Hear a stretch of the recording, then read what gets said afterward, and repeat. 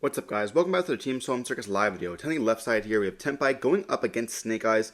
This is going to be one of the decks you guys see everywhere. We are at Indianapolis currently at the YCS. Going to be able to see this match a lot. You know, two of the best going first deck, and of course winning second deck here. We are going to be seeing the Snake Eyes deck going first.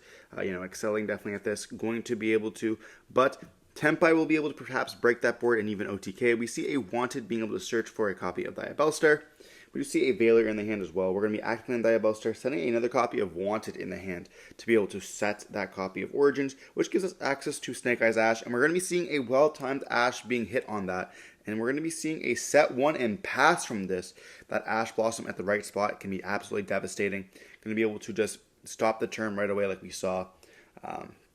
We did just see an announcement of Snake Eyes Ash being confirmed as the OTS ulti in the next OTS pack.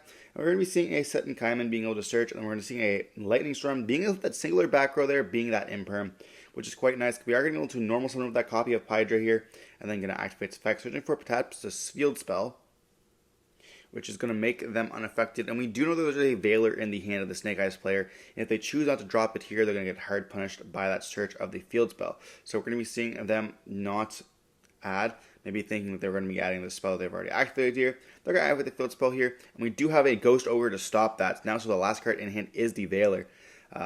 With the Ghost Ogre in the hand, it is very well timed to be able to hit that copy of Seton Kaiman, or I guess the field spell here, because now they are unaffected. Now they are affected. Whatever they make, they will be able to hit that with the Veiler, which is quite nice. We do see a Prosperity being able to dig here, digging for 6.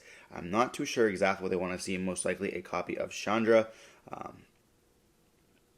And we see a copy of Magnemite. Magnemite can be used here. Maybe going into the Magnemite, banishing that copy of the of their opponent's Black Witch, but they choose to go for Seton Kaiman instead here. They're going to set one and just pass on this, obviously attacking with that 15 for the Hydra, and then being able to pass. Maybe hoping those 2 hand traps in their hand is going to be good enough. We do have the copy of Wanted in the graveyard that can draw. And because we chose not to add that Magnemite to the hand, they will also be able to activate the Origins to set that, or put the bottom of the Diabellstar to be able to search for a Snake Eyes Ash, which is going to see them activate the effect on normal, being able to activate, searching for a Poplar. Poplar will activate effects to summon itself out. Searching for the Divine Temple because Origins cannot be used. It's also in the Banish Zone because we didn't want to draw first. Then we're going to be seeing the field spell placing the Snake Eyes Diabellstar onto the field, being a very nice card. Here we can actually want to draw. We don't really want to also search the Origins off the Poplar because of the fact that that we can't use it. It has once per turn. We already use a secondary effect. We're going to see the Ash go for the Oak here. Then we're going to see the Oak go for the copy of Flamberge. And this is just going to make it so that we can't draw any of those bad cards. We don't want to draw the Flamberge. We don't want to draw the Oak and stuff like that. So we're trying to minimize the cards in our hand or in our deck there to be able to have those good draws. We're going to be now seeing the Wanted draw here, drawing us into a copy of DD Crow. Not even the worst there. We see the Veiler in the hand as well still. So we have DD Crow, now a copy of Veiler as well, to be able to stop that, maybe wanting to bring back out those Tenpai Dragons from the graveyard, which is quite nice. I think DD Crow is definitely an underlooked card right now. If it's not in your side deck, if you're playing a bunch of hand traps, you should definitely look into it. Being able to hit some of the random, it hits almost every single deck. Some significantly better than others, but it can save you in a lot of spots. Of course, it's not going to be the best hand trap, because obviously, you definitely don't want to just have a single DD Crow and think it's going to win you the game, but paired up with almost anything else, it's quite nice. We're going to see them go for a Hito line, summon with that Ash, going for a copy of the Solemn here, and they don't have the copy of Diabellstar in the graveyard anymore. We're going to be going for the Snake Eyes Diabellstar, summon herself out, by putting the Poplar, and then we're going to go right into a copy of, I believe that is Access Code here. Access is going to be gaining the 3,000 attack here. And they are thinking, they do have the Nibiru here on this. There's not much that we can do to protect that, so we're going to be seeing it all go to the graveyard.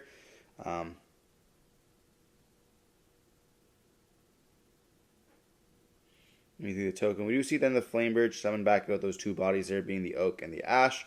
And we are still able to go for an SP or other lines as well here.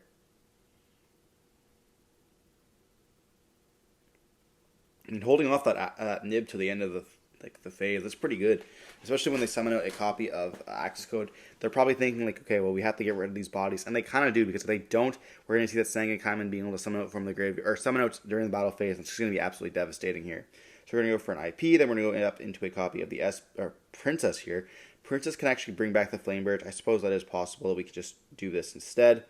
Then Flamebird can set the copy of the IP that we summoned there, or it can just push the copy of Nib, depending on what you really want.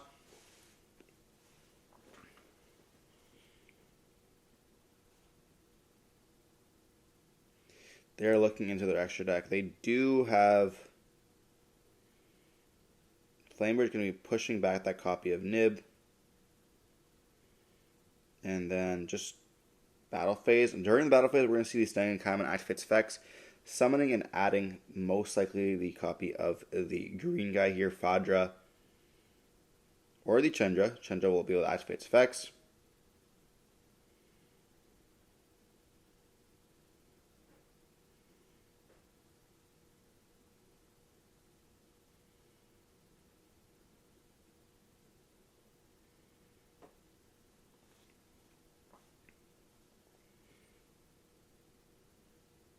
I guess all of them are really kind of... I feel like Fadra's the better option there, because they go Fadra, they bring back out the Pydra. They do have the DD Crow in the hand, so it will definitely hurt them there.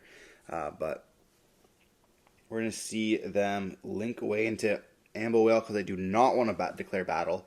They kind of want to just make it so that their opponent has to do something. They're going to be able to summon a Princess. Here, they also have the DD Crow and the Veiler in the hand, so they do have a little bit that is going for them. Attacking to that copy of Chandra does not do anything for them there at all. So we're going to see them activate the effect and get that hit with a copy of the Veiler. That's one hand trap of the two that we know down. And we see a Moonlit in the hand here. So that we drew into another hand trap on the opponent's side as well here. Not great for us, because we are trying to OTK at this point. Our gas is running low. And Snake Eyes has everything in setup in the graveyard there, being able to bring out that copy of Princess. If we don't deal with Princess, then we're going to be able to bring that Flamebird. And at that point, we're just going to be able to just lose, because they're going to have that advantage just rolling that they just have so easily. It is kind of crazy when you think about it, like how I don't think we've ever had a Snake Eyes Ash be able to do so much, or even just like a little tiny body. Like, that card's crazy, just being a good normal summon that also is an extender, that also is a good bring back piece. Like, all these Snake Eye cards are absolutely insane.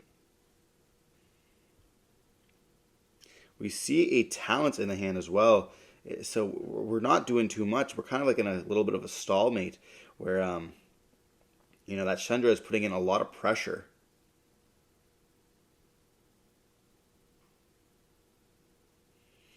We do see a Pit Knight early in the deck as well, and a Rampage Anima. Unfortunately, they can't kind of suck. We're thinking like, okay, well, if we dark, they don't have any darks in the graveyard. It's kind of unfortunate there. We just have to either crash into the Chandra, see something, make it happen, DD Crow it, or just wait till hopefully they don't draw anything else.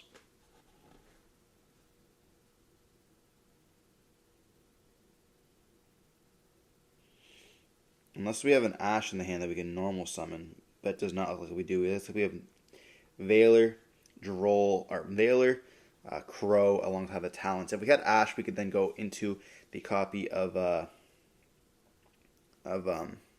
Zealantis, and then Zealantis is summoned back out. And we are going to just pass turn on that. Then we're going to see Chandra effects going to activate. They're going to hit that with another copy of the Veiler here. They're going to set one and pass. And we do finally draw into a copy of Bonfire here, which can let us extend into the copy of Poplar. Poplar can then let us search. And we're going to search for nothing. It's going to hit with a copy of Imperm there. Imperming a Poplar mid-game is very weird. Especially when we can just start linking away stuff. And then we're going to be seeing Poplar going to be able to put that copy of Snake Eyes Diabellstar into the Spell and Trap card zone. Snake Eyes Diabellstar can then summon itself out by placing either the Poplar into the Spell and Trap card zone or a copy of Ash. And the advantage is starting rolling and rolling and rolling now. We're going to be able to go Zealantis summon, put that Chandra in face down, and then we're going to be seeing the Princess going to be able to pop it, and then that's just going to be essentially game on board right here. We're going to see Diabellstar, and they put it into the Spell and Trap Zone of the Imperm. That is a misplay there. I didn't even realize that. What an unfortunate event. I mean, that's unfortunate. Holy. 1 in 5 chance of that happening here, too.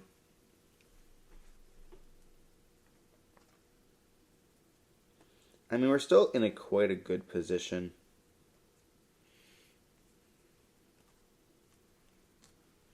We're going to see them link away into SP. SP is going to be banishing that copy of Chandra here, and they have the Moonlit.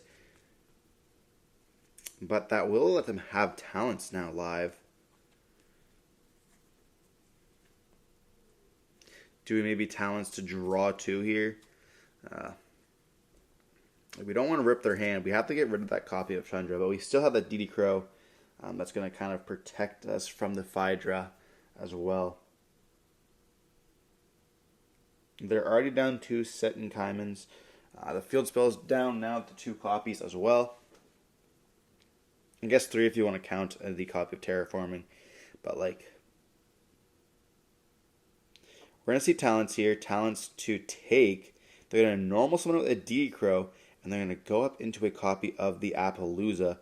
They can't attack directly because SP activates effects. But we do see a copy of Terraforming there, and that's just going to be exactly enough what they need. They're going to see them scoop it up. Wow, they should have kept that copy of DD Crow in the hand and kept that SP there. It wouldn't help that much, I suppose, because they would have just been able to activate the effect of the Terraforming and then still have game regardless. But it's kind of crazy, to be honest, how we saw that play out. Top out in the bonfire and playing into a little of a misplay there by putting that copy of the Snake Eyes Diabellstar into the Imperm column. And then we see our opponent also punish us with that copy of Top Deck Terraforming. Both top decks being absolutely crazy, but just being able to misplay a little bit just kind of throws you the game, which is kind of unfortunate because we do see, like where Tenpai, they don't have that many options to misplay. It's a very helmet of a deck. I mean, going second, OTK, Burr. And there are different lines. They do have the Link line if they get hit with a copy of D-Barrier and stuff like that. But there also is times where it's just like very straightforward. Like you have to be almost brain dead to miss those OTK lines. It does get a little bit more complicated when you play into Prosperity and try to play through some hand traps. But when you're into the grind game there, where the opponent has nothing, it's just like, yeah, you're definitely going to clear the game. And if you don't, then you shouldn't play the game. You shouldn't play the deck anymore, really, to be honest. But we are going to move on to game 2.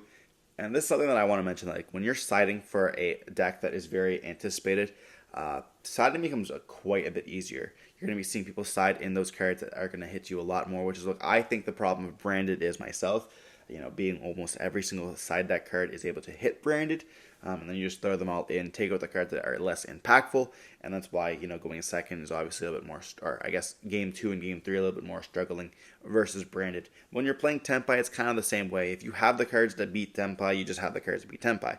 If you don't have the cards to beat Tenpai and they have the cards to beat you, you're kind of just done for. Whereas in like a bunch of other decks like Snake Eyes, you could actually not draw the cards that beat that deck, and it can still be impactful. Like we see here a copy of Wanted chaining the copy of Shifter to this, and this is very impactful.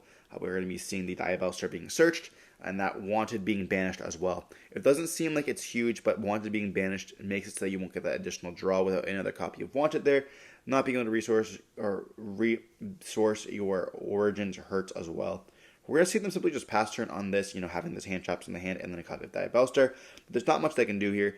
It is going to be a little bit difficult for the Tenpai player to OTK through Shifter and a hand trap as well. But we're going to be seeing a Seto Kaiman, or not Seto Kaiman, the spell card being able to search for the copy of Paija, which will help out a lot, banishing that copy of the Pot of Prosperity.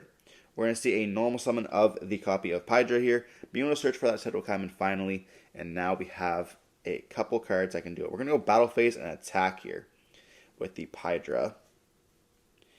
Attack Declaration number 1.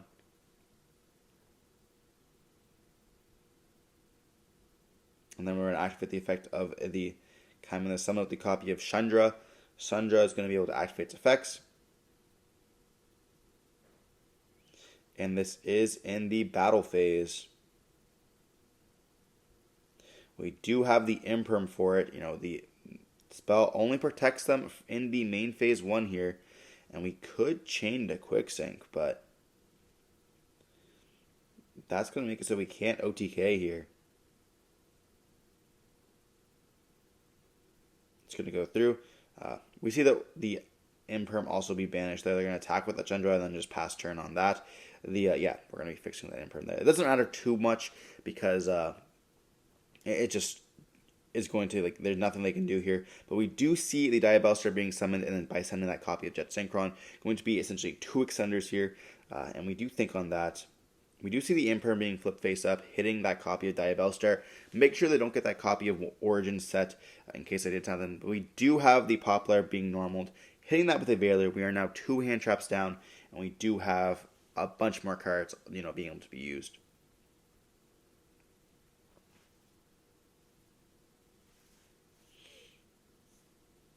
We can go here into our copy of... I don't have an Ash Engrave. We can go for a... And there's no spells either. Wow. I mean, they just can try to go for a Dark take the Shifter summon back out, going into Celine, Poplar, spell itself. We see a Talents here to rip the hand, hitting that copy of Chandra. Now we're a little bit more safe, being able to go into a dark line here. We're going to see Poplar, and then we're going to be also taking with the copy of Shifter here, going up into that Celine, and Celine can gain only 2 counters here because we have the Poplar. We're going to summon out, I think that's to gain 3, but... Oh, we also have the copy of Talents in the graveyard. That's nice. So we do have the third one here. Be able to summon out that copy of the Diabellstar. I completely forgot about the Talents in the hand. That was just ripped to hit that Chandra. We could go for a 2-pop access code, popping the field spell, and then maybe popping that copy of the Chandra.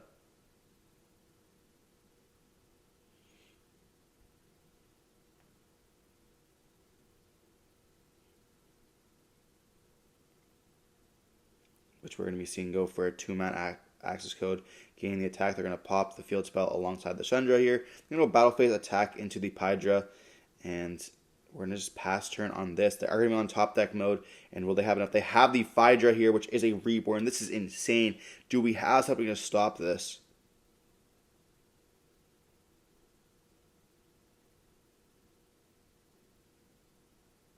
Bringing back up that Chandra. They're going to see a battle phase, or we're going to see Chandra effect activate here to summon out the copy of Pydra, and we are going to see Pydra effect going to search for the copy of the field spell, or setting the field spell here. Now, they can flip it face up, letting them being not affected, which we should probably do before we synchro summon. A little bit of a misplay there, going for that copy of Biden Dragon, and we're going to be seeing Biden Dragon activates effects, bringing back out that copy of Chandra. They're going to be synchro summoning once again into the Synchro Transcendent Dragon, or whatever it's called.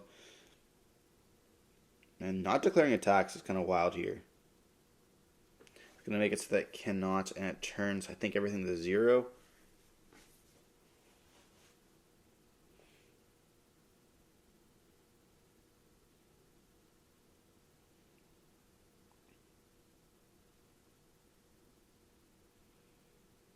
Not sure what the last card in the hand is to kind of stop all this.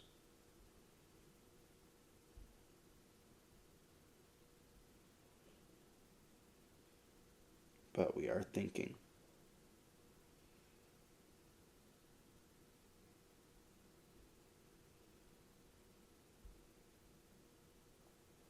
One card to stop it all. I can't believe that Pydra top deck was insane. Was an Ash as well. Yeah. We pass turn on this because we can't beat over that copy of the access code, but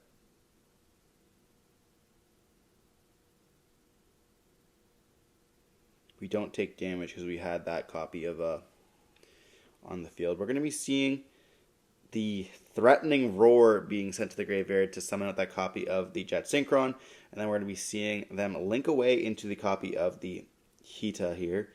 And then we're going to be able to bring out off the Hita into that copy of the Bident.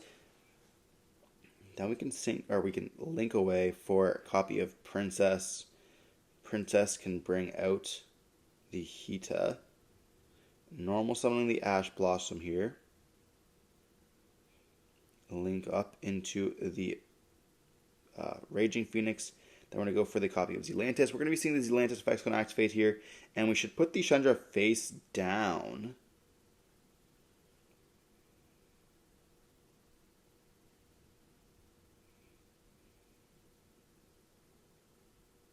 Then we're going to see Princess popping the copy of Hita alongside that copy of the Transcendent.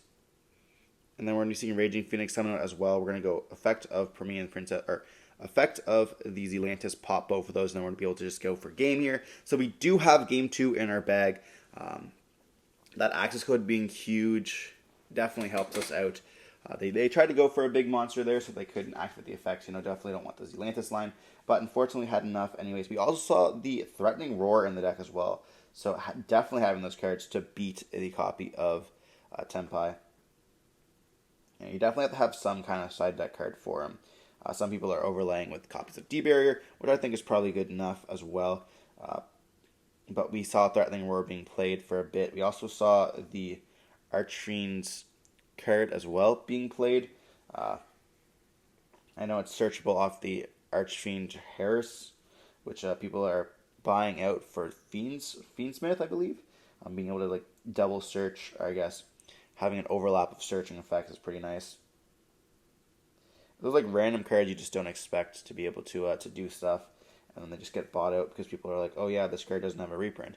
But moving on to game 3, Tenpai will have the advantage here for sure, being able to choose who's going to go first or second, and them being a going second deck, being able to choose their side deck cards they want to put in, forcing essentially the Snake Eyes player to just put in generically good cards, and not those going first or going second cards, unless they want to try to bank on which way they're going to make them go. But we're going to be seeing, it looks like Tenpai going first here with the Field Spell, maybe trying to set up a Fenrir copy of Fenrir, maybe a Traps in the back row alongside a copy of Seals. But we're going to see the Field Spell getting hit with that copy of Ash Blossom, and we do have the Prosperity to try to dig. I feel like we're just looking for a Fenrir at this point. Fenrir being able to hit that copy of Poplar being summoned is huge. Unless they have Diabellstar Ash. If they have Diabellstar Ash, then you're just in trouble anyways. But at that point, that's just an FDK. We're going to be seeing Prosperity, and we see Heatwave as well here. We're going to see them pick up the copy of the Pydra. Normal summoning Pydra, activating effect, searching for the copy of the Quick Play. Come in here. I hope it's a super in the next OTS pack as well. We saw Herald and Ash being the alties, so then we're going to be seeing the spell being able to search for the copy of Chandra. And then we can summon out the Chandra as well. And then we can just go for that copy of the Seals, which will be a pretty good interruption there, being able to bounce. We see an Origins in the hand as well. Going for a copy of Hita, what? Then going up into the copy of Princess. Princess bring back out the copy of the Chandra. And then we're going up into a copy of the Raging Phoenix here. Okay, setting a card in passing, choosing not to go for Steals, and rather a Raging Phoenix Princess angle. Bonfire is going to be hit with a copy of Ash, so having those hand traps. We also know they have an Imperm set as well. So 2 hand traps and a Princess. We're going to be seeing the Diabellstar going to be able to summon by sending another copy of the Bonfire, hitting that with a copy of Imperm as well.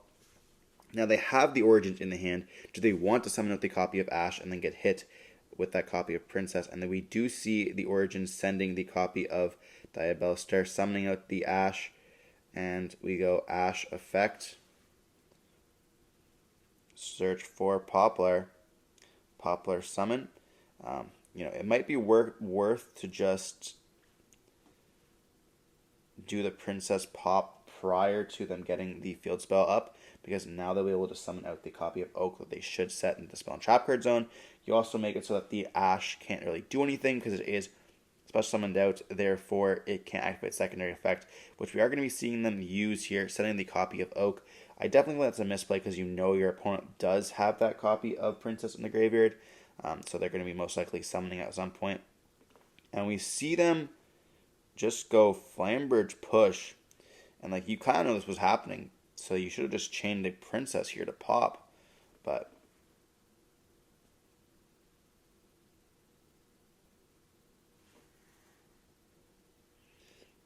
we see the Diabells being summoned as well. This card is very good in this matchup, and they can just go Battle Phase. It's not going to be game itself, but we're going to see Wanted set the Origin and then drawing a card. Drawing into a Ghost Ogre. That's insane here. Having a Ghost Ogre on top of all this as well.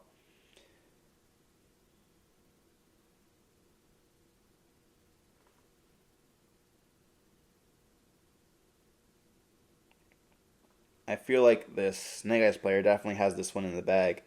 Going to be just... I mean, it was a misplay on the Tenpai's player part. We should have definitely done the Ash, so then they wouldn't have had any access to the copy of Flamberge at all. We're going to go into a copy of SP, then Flamberge and Poplar will be able to summon that out, and then we're putting Poplar, putting this Flamberge in Spell and Trap Guard Zone, and we're going to be seeing the Flamberge summon out the Oak Ash. And then we do see them being able to OTK there because they are all gating 11. And we see the Snake Eyes player end up taking it there with a cool tech of the Diabells. Going to be able to kind of curve stomp that copy of Tenpai, making them not able to activate the Prosperity. I guess they can activate Prosperity, but not being able to activate that copy of the Quick Play spell, nor anything else they want to activate, like a Droplets that helps them going second as well, which is pretty nice. But we are going to be seeing the Snake Eyes player end up taking the game here.